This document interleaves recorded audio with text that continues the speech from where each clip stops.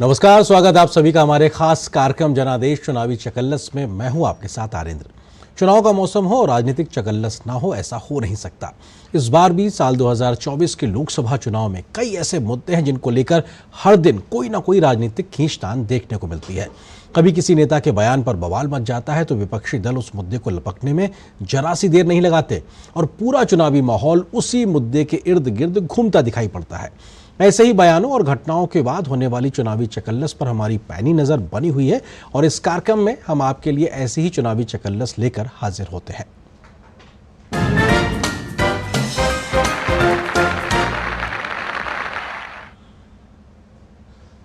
और बात आज के उस चुनावी मुद्दे की जिसको लेकर राजनीतिक हलकों में चकल्लस जारी है, किस्सा कुर्सी का। जी हां, दिल्ली के मुख्यमंत्री को ईडी की हिरासत के बाद आज न्यायिक हिरासत में तिहाड़ जेल भेज दिया गया। लेकिन तमाम राजनीतिक दबाव और नैतिक दबाव के बाद भी अरविंद केजरीवाल जी पद से इस्तीफा देने को साफ तौर से मना कर रहे हैं, बिल्कुल तैयार नहीं है। उनकी पार्टी का कहना है कि कुछ भी हो जाए, केजरीवाल जी जेल से ही सरकार चलाएंगे और नई प्रकार की परिपाटी लिखकर दिखाएंगे। लेकिन भाजपा समेत बहुत से दल लगातार अरविंद केजरीवाल पर हमलावर हैं और नैतिकता की दुहाई देकर इस्तीफा मांग रहे हैं। राजनीतिक हलकों में हमेशा से कहा जाता है कि कुर्सी कोई नहीं छोड़ना चाहता और ये कहावत एक बार फिर से साबित होती भी दिल्ली में दिखाई पड़ रही है केजरीवाल जी के मुद्दे पर। लेकिन इस हालिया मामले के अलावा देश में ऐसे बहुत से किस्से हैं जब नेताओं को जेल जाना पड़ा, आरोप लगने पर कुर्सी छोड़नी पड़ी। तो आइए आज इसी मुद्दे पर करते हैं पड़ताल और आपको दिखाते हैं सत्ता की कुर्सी पर चुनावी चकल्लस।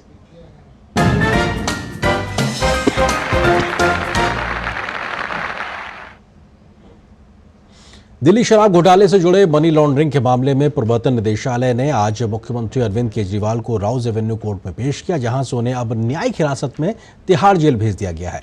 कोर्ट ने अरविंद केजरीवाल को 15 अप्रैल तक के लिए न्यायिक हिरासत में भेजा है। बीती 28 मार्च को अरविंद केजरीवाल को कोर्ट ने राहत नहीं दी थी और 1 अप्रैल तक के लिए ईडी की रिमांड पर भेजा था, यानी आज तक की। तो वहीं ईडी ने 21 मार्च को उनको गिरफ्तार किया था। वहीं आम आदमी पार्टी के नेता जसमीन शाह ने कहा कि अरविंद केजरीवाल को जेल में डालने का मकसद सिर्फ और सिर्फ लोकसभा चुनाव में प्रचार करने से आम आदमी पार्टी को अरविंद केजरीवाल को रोकना है।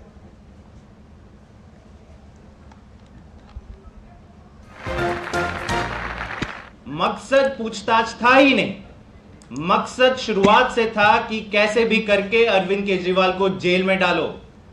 पीएमएलए ऐसा कानून है जिनमें उनको पता है कि ईडी के पास बड़ी बड़ी शक्तियां हैं। एक बार आपको जेल में डाल दिया तो तब तक वो व्यक्ति जेल में रहता है जब तक ईडी खुद नहीं कहती है कि हाँ जी इनको बेल दे दीजिए। पूछताछ करना कोई इनका मकसद नहीं था। मकसद था अरविंद केजरीवाल को जेल में डालो, कैसे भी करके अरविंद केजरीवाल लोकसभा चुनाव में प्रचार ना कर पाए। आम आदमी पार्टी के एक विधायक अखिलेशपति त्रिपाठी ने कहा कि अरविंद केजरीवाल जेल में रहकर ही सरकार चलाएंगे। पूरा मुद्दा यही है। उन्होंने कहा कि हम जेल से ही सरकार चलाने का एक नया मॉडल देश के सामने, दिल्ली के सामने रखकर दिखाएंगे। जेल से सरकार चला के एक मॉडल पूरे देश को देंगे कि कहीं भी कोई भी जनता की चुनी हुई सरकार को अपने घमंड के आगे, अपने तानाशाही के आगे अगर झुकाना चाहता है, उसको गिराना चाहता है, उसको हटाना चाहता है तो हटेंगे नहीं, वहीं से सरकार चलाएंगे। हम देखते हैं आपकी हिम्मत है, आप सरकार गिराइए, हम जनता के दरबार में जाएंगे। तो आम आदमी पार्टी हो या फिर अरविंद केजरीवाल अड़े हुए हैं, डटे हुए हैं कि साहब हम जेल से सरकार चलाएंगे, लेकिन भाजपा को इसको लेकर दिक्कत है। भारतीय जनता पार्टी ने दिल्ली शराब घोटाले के मामले में आरोपी अरविंद केजरीवाल को एक बार फिर से घेरा है। भाजपा प्रवक्ता सुधांशु त्रिवेदी ने कहा कि अरविंद केजरीवाल के पहले गुरु अन्ना हजारे हुआ करते, लेकिन अब उनके नए गुरु लालू प्रसाद यादव हो गए, जिनकी राह पर अब वो चल पड़े हैं। अन्ना जी उनके गुरु हुआ करते थे और हिंदी में कहावत होती है, गुरु गुड़े रहे चेला शक्कर हुई गए। तो गुरु ने तो कहा था हम राजनीति में नहीं आएंगे, चेला राजनीति में आके मुख्यमंत्री भी हुए लिए। परंतु कल उन्होंने एक दूसरी रैली की जिसमें उनके गुरु बदल गए, गुरु लालू प्रसाद यादव जी हो गए। और मुझे प्रतीत होता है शायद उनके भी गुड़ के मुकाबले ये शक्कर होने की तरफ ना आगे बढ़ जाएं, क्योंकि लालू प्रसाद यादव जी ने तो कम से कम इस्तीफा दे दिया था जब वो जेल जाने लगे थे। अभी तक इन्होंने इस्तीफा नहीं दिया है।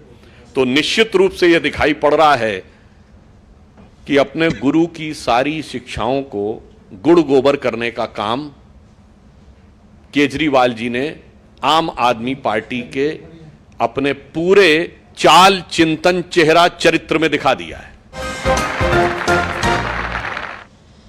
भाजपा की एक और नेता शाजिया इल्मी ने कहा है कि पहले अरविंद केजरीवाल भ्रष्टाचार के खिलाफ जिन लोगों के खिलाफ थे, आज वही सब उनके सगे बनकर उनके बचाव में उतर आए हैं। हम लोग सब इकट्ठा होते थे, केजरीवाल जी लहराते थे वो फर्रे सबूतों के और कहते थे निकलो बाहर मकानों से, जंग लड़ो बेईमानों से। पहले लड़े थे गोरों से, अब लड़ेंगे चोरों से। और वही चोर आपने देखे जिनको कहते थे वो चोर, जिनके खिलाफ सबूत लेकर वो पर्चे लहराते थे, चार्जशीट लेके घूमते थे, वो सारे के सारे चोर जिनको केजरीवाल जी चोर कहते थे और हम सब उनके साथ थे, वही सारे चोर उनके बचाव में कल उतरे।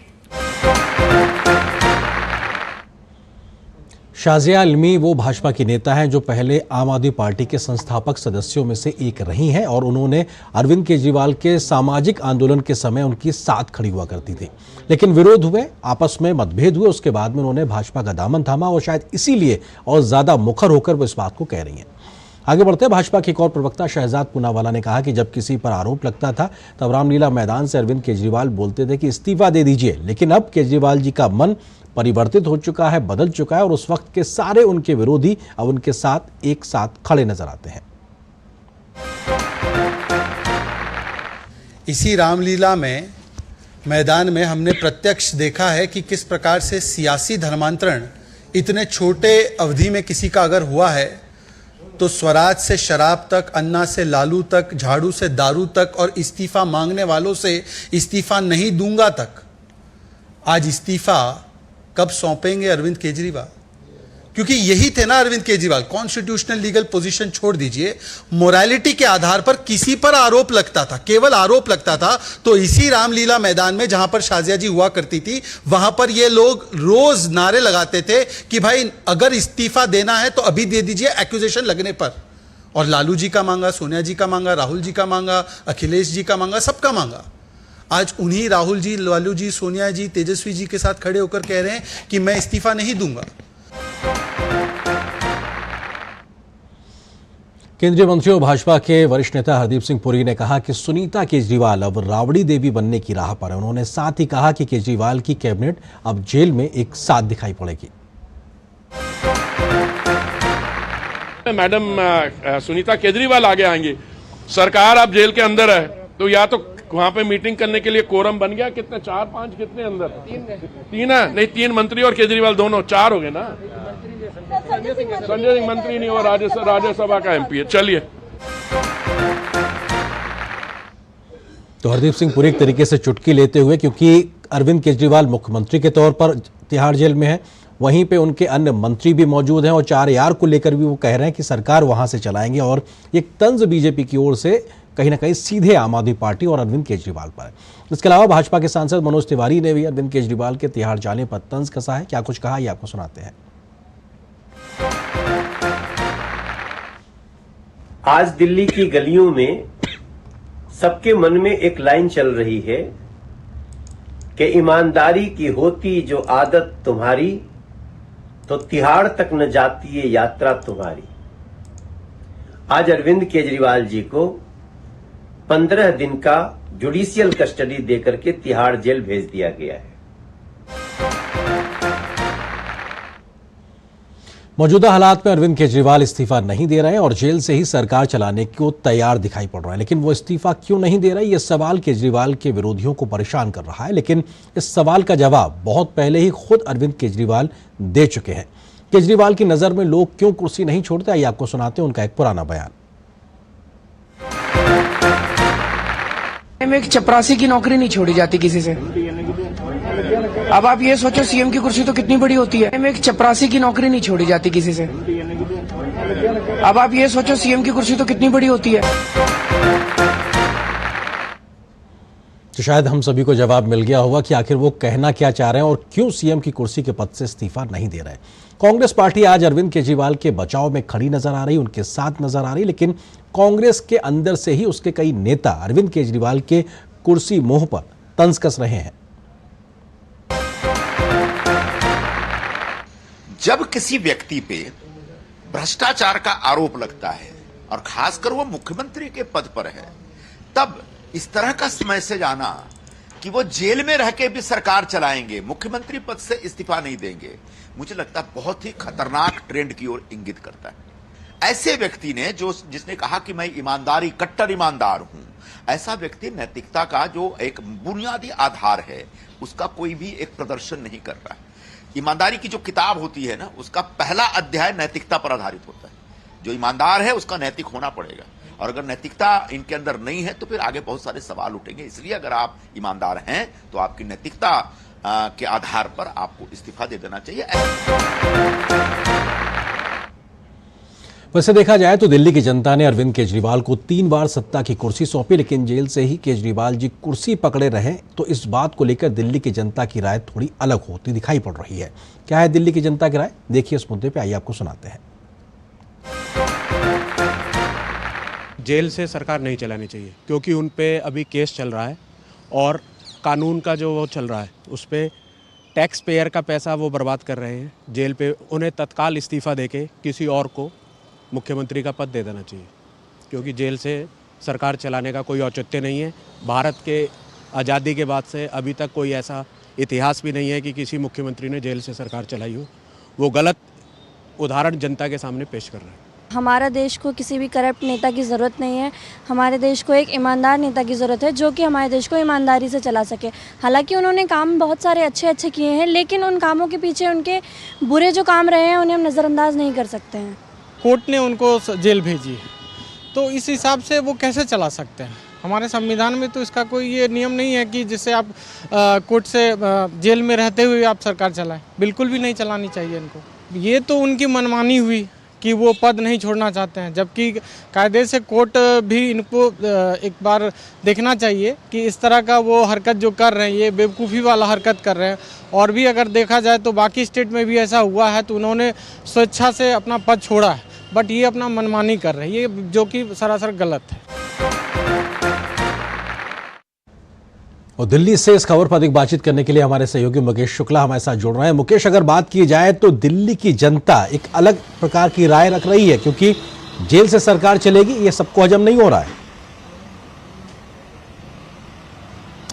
बिल्कुल आरेंद्र, अगर जेल से सरकार चलाना है तो उसके अपने प्रावधान होते हैं और ऐसा मुश्किल हालातों में ही देखा गया, लेकिन अभी तक ये हुआ नहीं है, ऐसा संभव नहीं है। क्योंकि जेल में अगर आपको सरकार चलानी है तो आपको पूरे पैरामीटर्स बदलने पड़ेंगे, स्पेशल जेल बनानी पड़ेगी, लेकिन उसके बावजूद भी ये असंभव ही है, क्योंकि केजरीवाल एक जिद पर अड़े हुए हैं और उसी जिद के कारण आज उनको न्यायिक हिरासत में भेजा गया। पहले भी ईडी ने उनसे बोला कि जब 21 मार्च को उनको गिरफ्तार किया गया कि आप कोऑपरेट करिए, आप बता दीजिए, उनके सवालों के जवाब दे दीजिए, उन्होंने नहीं दिए, लेकिन वो तब भी अड़े रहे कि वो जेल से सरकार चलाएंगे। लेकिन कैसे चलाएंगे? जेल में आपको मंत्रियों से मिलने की इजाजत नहीं होगी, हफ्ते में 2 बार सिर्फ मुलाकात हो सकती है, और जेल के अंदर से आप सिर्फ 2 बार उन्हीं लोगों को कॉल कर सकते हो जिनके वहां पर नाम पहले लिखवाए जाएंगे। तो आप घर वालों को कॉल करेंगे या अपने मंत्रियों को कॉल करेंगे? साथ ही साथ आपको एलजी से मीटिंग करनी है, ग्रीवेंसेस कॉल्स होते हैं, आपको लगातार जनता के बीच में जाना होता है, वो तमाम चीजें होती हैं, वो तमाम गतिविधियां होती हैं जिनका आपको पालन करना पड़ता है। तो केजरीवाल जेल से सरकार चलाने के लिए अभी भी आतुर है, ना तो उन्होंने इस्तीफा दिया, ना उनकी हटहटी। और साफ तौर पर जब उनसे ये तमाम सवालात आज किए गए, जिसमें विजय नायर का नाम पहले दिन से आ रहा था कि विजय नायर से आपके क्या ताल्लुकात है, तो आज भी उन्होंने गोलमोल जवाब दिया और आतिशी और सौरभ भारद्वाज को कटघरे में ला करके खड़ा कर दिया। यानी अपनी जान छुड़ाने के लिए 2 नेताओं को और वो लेकर के आ गए। इससे पहले उनके 3 नेता जेल के अंदर हैं, उनके खुद के गृह मंत्री जो है मनीष सिसोदिया जेल के अंदर, संजय सिंह जेल के अंदर। तो ये तमाम वो लीडर्स हैं ऑलरेडी जो बिहाइंड द बार हैं। उसके बाद केजरीवाल खुद जेल के अंदर, और सबसे रोमांचक बात, ये सभी जो गए पहले जेल नंबर 2 में इनको बंद किया गया, उसके बाद इनकी जेल की संख्या जो वो चेंज करी गई, 7 और 5 में उनको शिफ्ट किया गया। तो केजरीवाल लगातार बचने की कोशिश कर रहे हैं। उनके पास ईडी का अपने फोन का उन्होंने पिन कोड भी नहीं बताया, जिसके लिए ईडी ने एप्पल को जाकर के संपर्क किया है। तो तमाम चीजें परत खिलने बाकी हैं। बिल्कुल, शुक्रिया मुकेश हमारे साथ जुड़ने के लिए, इस खबर पर विस्तार से बात करने के लिए। और शायद यही वजह है कि बीजेपी भी एक तरीके से तंज कस रही है कि साहब पहले अपने पुराने के साथियों के साथ में अरविंद केजरीवाल ने क्या हश्र किया, और अब जो नए हाल फिलहाल के उनके साथी हैं उनका भी नाम एक तरीके से ले देना, जिसमें आतिशी और सौरभ भारद्वाज का नाम की बात जो आज निकल के आ रही है, उस पर भी कहीं ना कहीं सवाल उठ रहे हैं। फिलहाल एक छोटे से ब्रेक के लिए रुकते हैं। Bharti Hexacom Limited, a subsidiary of Bharti Airtel Limited, now proposes an initial public offer of equity shares. The 100% book built offer is being offered at a price band of rupees 542 to rupees 570 per equity share of face value rupees 5 each. Offer opens on Wednesday, April 3rd, 2024. Offer closes on Friday, April 5th, 2024. The anchor investor bidding date is Tuesday, April 2nd, 2024. For risks involved and other details, please refer to the Red Herring Prospectus dated March 22nd, 2024, which is available on the websites of the company, SEBI, the BRLMs and the stock exchanges. मैं क्या जी सब जानते हैं, जहां दिखे Mario, अपना समझ के खा लियो। स्वाद से सबको दीवाना कर दे, दीवाना कर दे।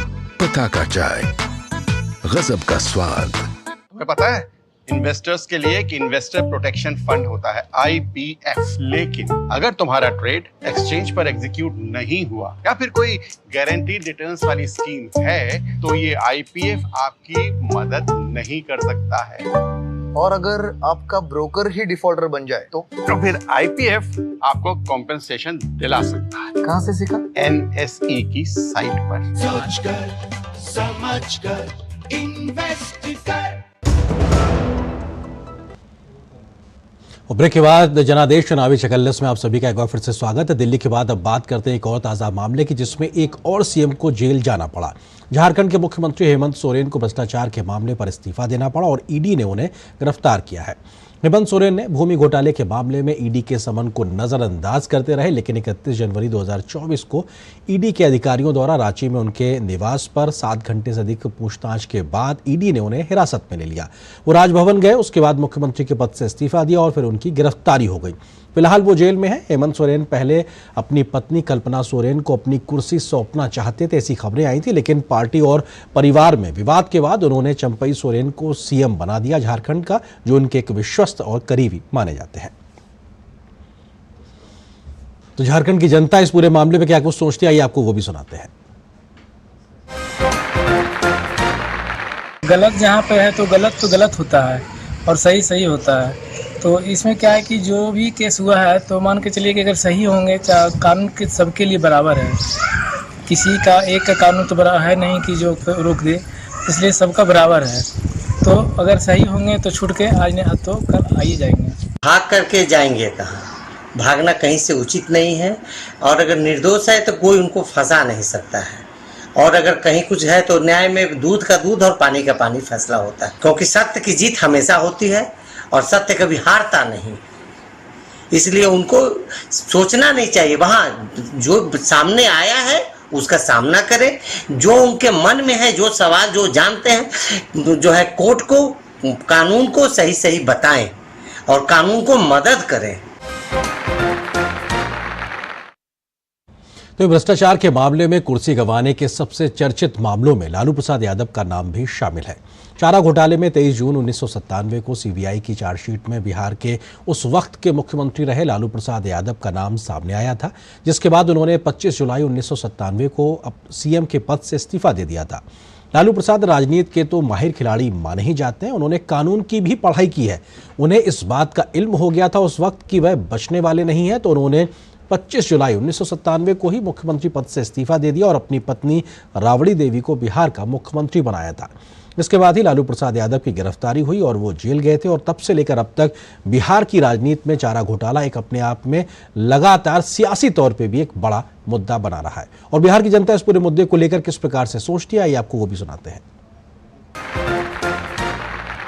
परिवारवादी बढ़ावा हुआ, गद्दी बचाओ, वो अच्छा नहीं था। वो तो अपना परिवार के चक्कर में वो काम किए, जो कि राबड़ी देवी जो थी पढ़ी लिखी भी नहीं थी, वो तो जबरदस्ती मुख्यमंत्री बनाया गया, वो सही नहीं था। बिहार के लिए दुर्भाग्य था कि पढ़े लिखे कितने लोग बैठे हुए थे, उनको नहीं बनाया, वो गलत किया। तो जनता है, सब देखती है, जानती है, समझती है और अपने आधार पर उसका फैसला भी करती है। किस्सा कुर्सी की अगर बात करें तो कई और बड़े राजनीतिक नाम हैं जिन्होंने सिर्फ आरोपों के बाद अपनी कुर्सी उन्हें गंवानी पड़ी। ऐसा ही एक नाम है जयललिता का। 27 सितंबर 2014 को तमिलनाडु की तत्कालीन मुख्यमंत्री जयललिता को आय से अधिक संपत्ति के मामले में दोषी पाया गया था।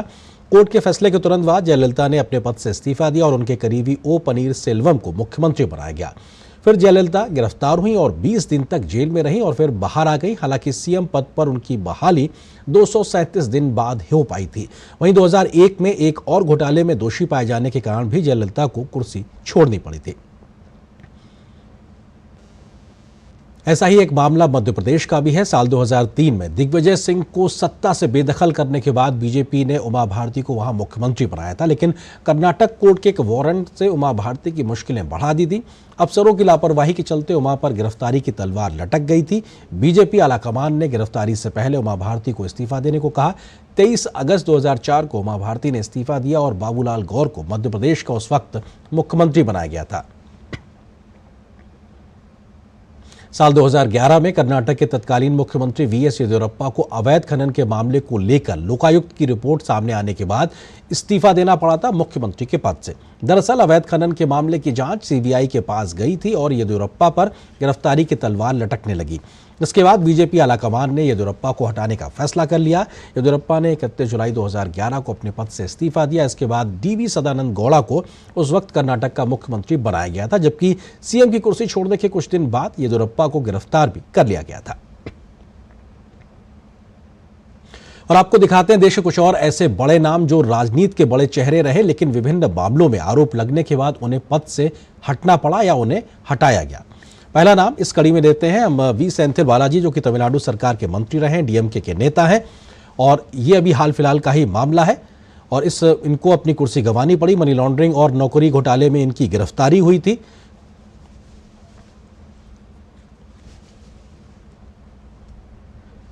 और दूसरा नाम मनीष सिसोदिया, दिल्ली के डिप्टी सीएम है और सीबीआई ने इन्हें गिरफ्तार किया था और उसके बाद से ये लगातार 1 साल से ज़्यादा वक्त हो गया, ये अभी जेल में ही हैं और उसके बाद से सीबीआई ने इनको गिरफ्तार किया था।